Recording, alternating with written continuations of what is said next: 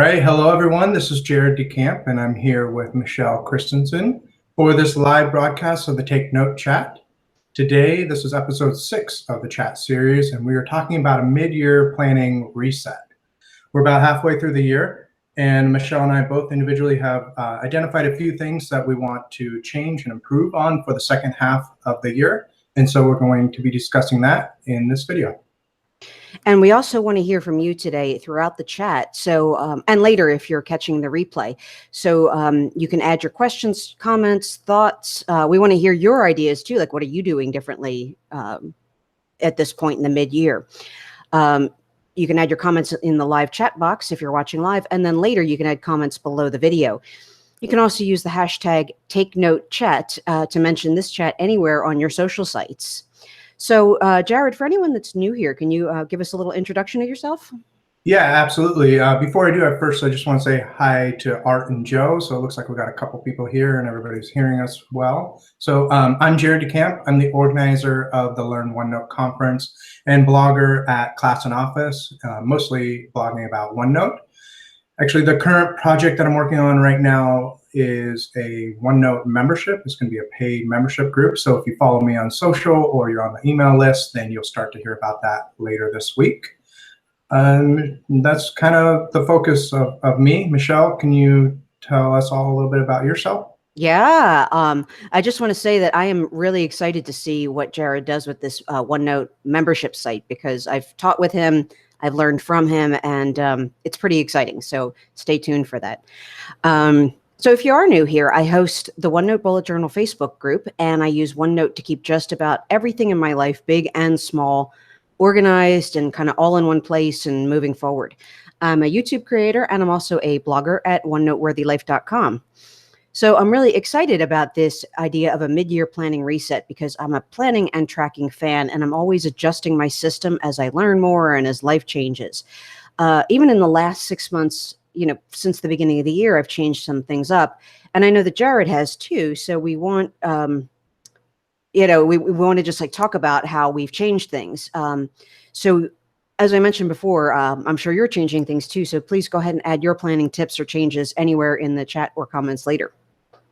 Yeah, I know that Michele and I have changed things a little bit differently, respectively, throughout the year. But the thing that we agree on is that it's kind of a journey and a process that we all want to go through. So we're happy to talk about it together with you here.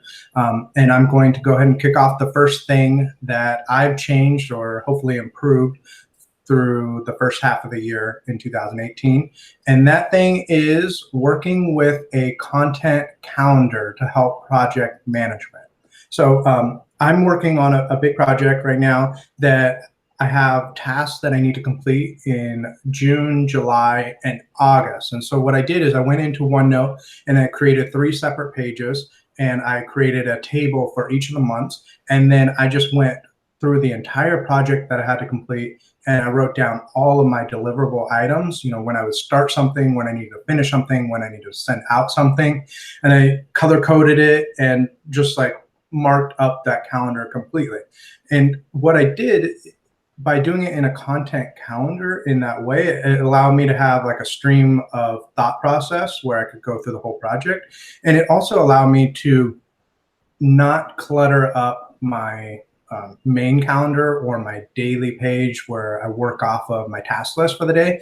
So now my workflow is each day I go into this content calendar and I see what things I need to be working on at that specific time, and I copy them and I put them into my day page. And then that is how I kind of stay on track of that project that I'm working on. And then in the day page, I'll have other just life and business and things that I have to do on a recurring basis. I'll have those on the day page. And so that's kind of a way that I've changed or improved using that content calendar and merging that, copying that into my day page. Oh, calendars, color coding, deadlines, planning. It makes my nerdy heart flutter. I actually think this is a really helpful thing to share, because a content calendar is something that took me a really long time to even get a working version of, and I'm still working on it. The thing with multiple projects and with creating regular content is that there's numerous small milestones to hit, and sometimes they overlap each other, and sometimes they even depend on each other. So I really, I think a content calendar and kind of a project calendar that gives you the big picture, and as you said, without cluttering up your regular calendar or your daily page, is a really great idea. And before I go on with my first change, I'm just going to check the chat. I don't see anything. So, okay, so my first change is that I have stopped doing one of my monthly pages called accomplishments. And this was just a simple numbered list representing the days of the month. And every day I would write down one or more things that I accomplished that day. And I started this as a way to focus on the positive things I was doing and to give me tangible evidence that I was accomplishing things, even when I had days where I felt like I had wasted a lot of time. It did serve its purpose for a while, and I enjoyed doing it, but I do so much tracking and I make liberal use of the OneNote to-do tag that it's pretty easy to go back and see what I got done in a day. So it kind of was redundant. And my theme for 2018 is pruning, and that begins with my planning process. So this just felt like something like I could cut out and spend less time doing. And so far, I'm glad with that. I feel like it was a good change to make. Yeah, that sounds good. I think didn't we talk about pruning? Was it the first Take Note chat that we did? It was. Back in February? Okay, yeah. So if anybody wants to check that out, we go for a whole session about pruning. So that's a great topic. As you're pruning, you mentioned like you're cutting out that accomplishments page. So if you compare where you were at in 2017 and how much time you were spending on your planning, if you compare that to today, have you noticed a difference in how many minutes or how frequently you're doing your planning? I definitely have noticed a difference is the short answer. I don't have exact figures, but I'm sure that I'm spending less time compared to last year. In addition to dropping that one thing and maybe a few other things that no longer serve me, I've added in a routine to set up my day so that I check all the right things in the right order. So things like my calendar and then things left over from the prior day, stuff like that. I know last year it wasn't unusual for me to spend even like 20 minutes just setting my day and kind of corralling all my thoughts and my tasks and stuff. And to be honest, it was a little frustrating because I was like, why does it take me 20 minutes? I'm just talking about a day here. So I do feel I'm glad you asked this because it was a point of frustration for me. And I do feel like I've improved. I think I spend about 5, maybe 10 minutes on a bad day. And then maybe 20 minutes on Monday because I kind of wrap up the whole weekend and process all my new incoming items from the weekend and set up my week that day too. So yeah, for sure, it's been helpful to focus on streamlining and pruning that process down. Yeah, that's good. I know that like when I created the content calendar, I spent quite a bit of time like laying all that out. And then on a daily basis, it's just a few minutes. Actually, I don't usually do like a few minutes at the beginning of the day necessarily, like I will, but then I'll also do a minute or two several times throughout the day. Whenever I'm ready to jump to the next task, I'll go back to that day page, grab something and start on the next thing. Yeah, that's a good idea too. I do something similar in the sense that, I work from home and I like to stagger my time sitting and moving around. So I'll do like a task that requires sitting and then I'll go do something that, requires moving around. So that's a good idea. Yeah, that's good. Yeah. Okay, I'm taking a look. It looks like it's a little bit quiet in the chat. So if anybody has any comments, go ahead and add that, but we'll continue to my second change. So my first change was working with that content calendar. My second change is actually something that's outside of OneNote, but I feel that it's worth mentioning today because I think it ties nicely into our last Take Note chat last month on tracking with OneNote. And so at the beginning of the year, I intentionally did not track how much time I was spending on different tasks because my thought process was I want to focus on results only, and measuring the hours spent doesn't necessarily equate to the measuring like the completed task. And so I wanted to focus on results, but I found that at the end of the day, I didn't really have as much of a comfort or a peace level, like being able to look back at my day and feeling like I made progress.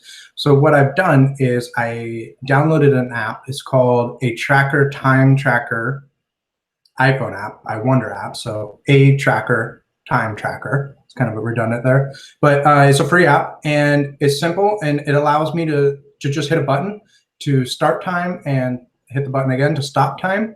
And it gives me a nice pie graph and tells me like where I'm spending my time. I've kept it simple and really I just have divided it into 3 things that I track so far.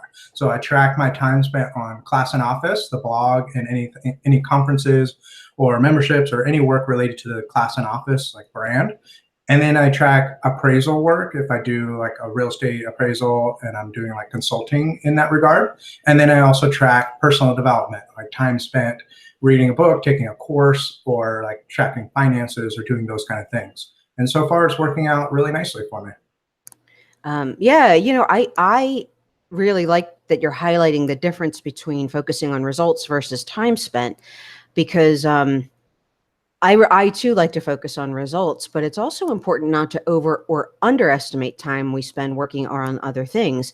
And I think as humans, it's really easy to make either error when you're trying to remember how you spent your time, to be like, oh, I worked all day, or boy, I got nothing, I didn't spend any time working. So it's an easy error to make. And I think using a tracker is great.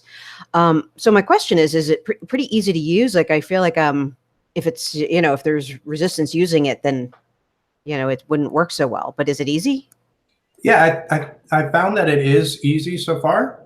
It's on my phone. So as long as I have my phone with me, then I can enter it. And I hit the button to start and stop it. But then if I like forget to start it or stop it, then I can always retroactively go back and change the time pretty quickly.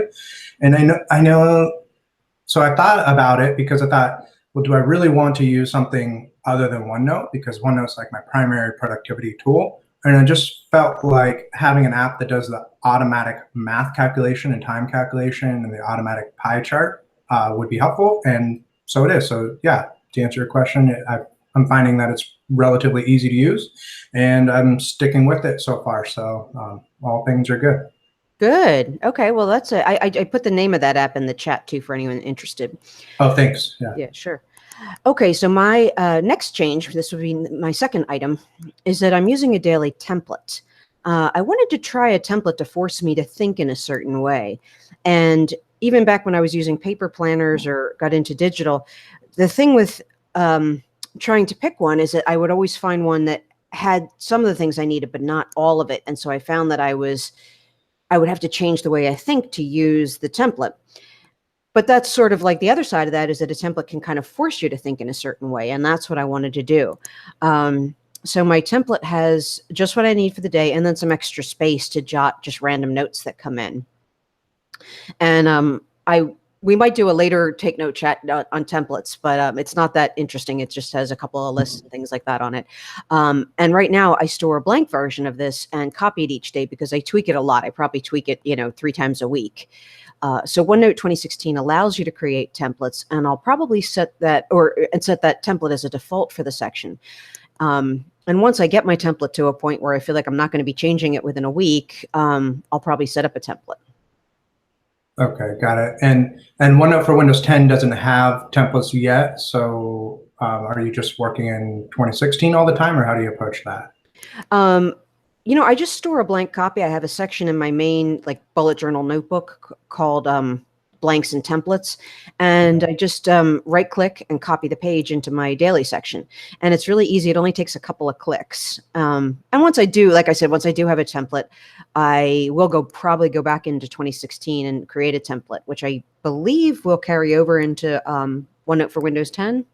Yeah, it will. Okay. Once you create it as a default for the section. Okay. And I know things are always changing, so we'll see how things develop in the future. Mm-hmm.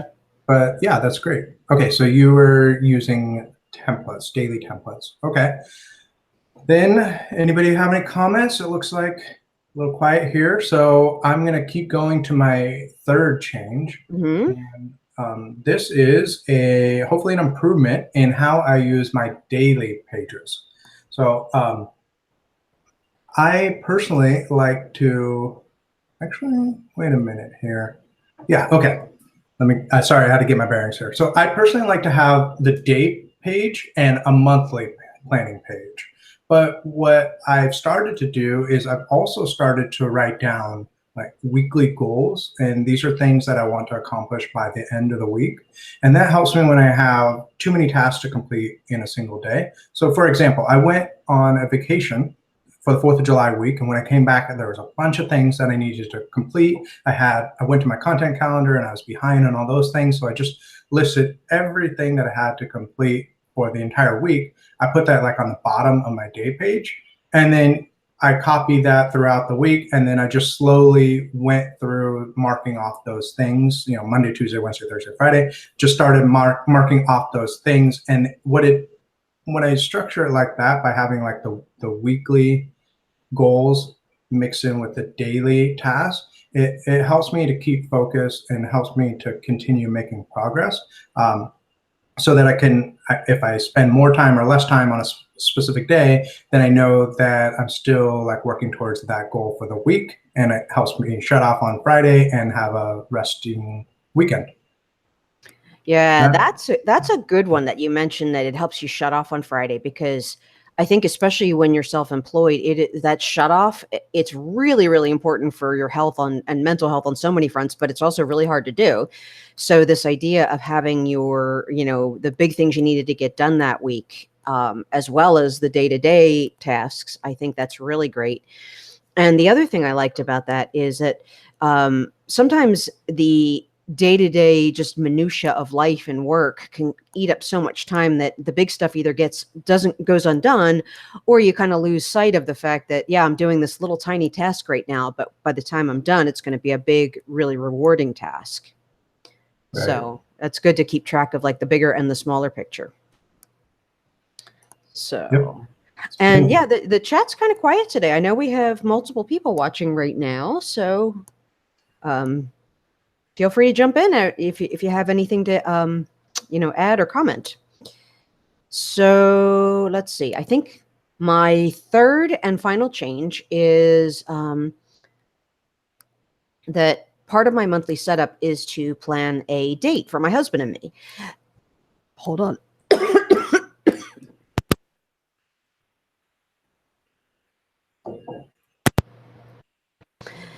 So we had gotten off track last year with our recreation and social life and stuff. Hold on, I'm just gonna have a I'm trying to soldier on. Yeah, take your time. Get a glass of water. We are doing this live, so it's not pre-recorded or anything.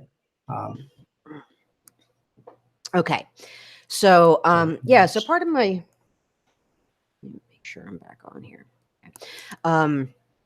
Part of my monthly setup is to plan a date for my husband and I, and we each plan one for both of us. So we had gotten really off track last year with so many things, just life events and stuff, that our recreation and social life had really suffered. And I wanted to formalize this in my planning process, because things like recreation, socializing, and date nights and things like that just tend to slip to the bottom and then not happen. And there's always something, quote unquote, more important or more urgent you can do. But when you think about it, like spending time with your significant other or what other important people in your life is one of the most important things you can do. So by putting it in my monthly plan, it really prioritizes that, and it helps me to schedule that before other things come and fill up the time. Yeah, that's really smart. I mean, like planning to have time with friends and loved ones. And that's really like the ultimate goal of all this planning stuff, is to be able to focus on the things that you enjoy and spend time with the people that you care about. So actually planning for that is a good strategy. That is good thinking. Okay, yeah. So that's... I was just going to say, it's been really fun. Like, we've really enjoyed having that kind of set shared goal, and make sure that we do get out and do things, and it's given us an opportunity to try some new things. So it's been really fun. We've really enjoyed it. So, that's good. Okay, so I'm checking out the chat, and it's still quiet. Right. So it is a slow Tuesday afternoon, but I'm pretty happy with what we put together in terms of like us both having a few things that we're working with and improving on and changing up, because I like talking about like this process that we're going through and this journey that we're all kind of going on together with OneNote and even a little bit outside of OneNote. So it's a fun conversation for me, and I hope you enjoyed it, Michelle, and everybody else did here as well. Yeah, I agree. And I feel like it was a good time to just kind of underscore that this is an evolving process. It's not that you just kind of figure it out once and it's done. It's, it's kind of always changing, always evolving. Absolutely. Okay, well, then I guess I'll just wrap it up, get us closed off here. It's a monthly Take Note Chat. Thanks for being here with us, everyone. The best way to get a hold of me personally is on Twitter at Jared_DeCamp. Use the hashtag Take Note Chat if you want to add your voice after this video. Maybe there's something that you've changed or improved, and we should all hear about it and see what you're doing. So the next Take Note Chat is going to be happening on Tuesday, August 21st at 1:30 p.m. Pacific Standard Time. And the topic that we're going to be talking about is decision fatigue. So be sure to follow the channel and be on the lookout for that Take Note Chat. Yeah, and don't waste any time deciding whether you're going to come or not. Just show up. Yeah, exactly. No decision fatigue. No decision fatigue. So yes, thank you for joining us. I've enjoyed being with you live today, and I look forward to hearing comments from people watching the replay as well. So if you are watching on YouTube, I would really appreciate it if you would subscribe by hitting the subscribe button. I'm working really hard on getting to that magic 1,000 subscriber mark by the end of July. And as of this morning, I have 975, so I'm really close. And as a subscriber, you'll get notified of future Take Note Chat sessions. So thanks for joining us and have a great day. Bye-bye. All right. Bye, everyone. Thanks.